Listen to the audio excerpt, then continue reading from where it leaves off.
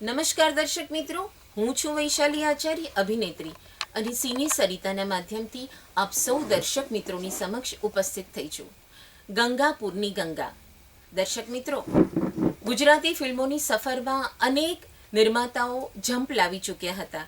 ત્યારે હિન્દી ચિત્રની નાયિકા અરુણા ઈરાનીએ 1980ના વર્ષમાં મનોરંજન સભર ચિત્ર બનાવવાનું વિચાર્યું.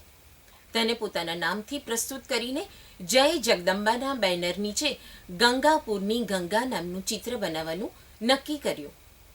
આ ચિત્રના દિગ્દર્શક S.J. તાલુકદાર હતા.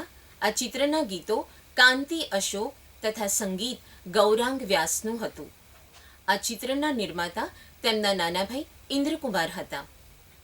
ગંગાપુરની ગંગાની વાર્તા એક ગામમાં રહેતા કુંવરબાથી શરૂ થાય છે. તેમને અઢળક સંપત્તિ હોવા છતાં શેર માટીની ખોટ હોય છે. આ ખોટ પૂરી કરવા અનેક તીર્થ સ્થાનો પર દર્શન કરતા રહે છે તેઓ. તેવામાં એક વખત તેમને રસ્તામાં લૂંટારુઓનો ભેટો થાય છે અને તે તેમની પર હુમલો કરે છે.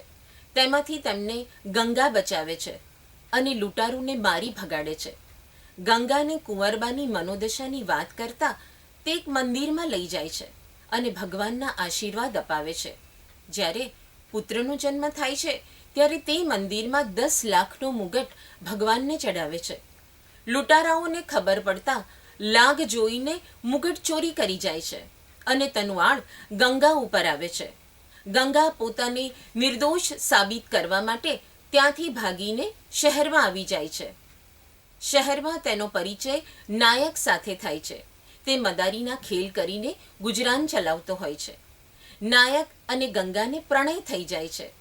ગંગા પોતાના ઉપર લાગેલા આરોપની વાત કરે છે. બંને જૂના ગામમાં આવીને લૂંટારુના પગેરુંને ગોતીને મંદિરનો મુગટ પાછો લગાવી દે છે. આમ ગંગા ઉપરનું આળ દૂર થાય છે અને વાર્તાનો સુખદ અંત આવે છે. ગંગાના પાત્રમાં અરુણા ઈરાનીએ અજોડ અભિનય કરેલ હતો. નાયકમાં કિરણ કુમારે સાથ આપ્યો હતો અને સાથી કલાકારોમાં સત્યેન કપ્પુ, ઇન્દ્રકુમાર, દેવેન્દ્ર પંડિત, પુષ્પા શાહ, દેવયાની ઠક્કર તથા ઘનશ્યામ નાયક હતા. સિને સરિતાના પ્રાયોજક છે Ruku herbal products, gold hair oil અને ડાયમંડ મસાજ ઓઇલ.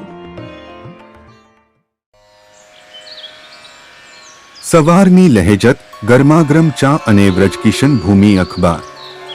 વ્રજકિશન ભૂમિ, સિને સરિતાના મીડિયા પાર્ટનર. સિને સરિતાના માધ્યમથી ગંગાપુરની ગંગા ફિલ્મની વાર્તા આપ સૌને જરૂરથી ગમી હશે. તો અત્યારે અમે આપની રજા લઈએ. જય જય ગરવી ગુજરાત. આ છે ગુજરાતી ફિલ્મોનો ઇતિહાસ.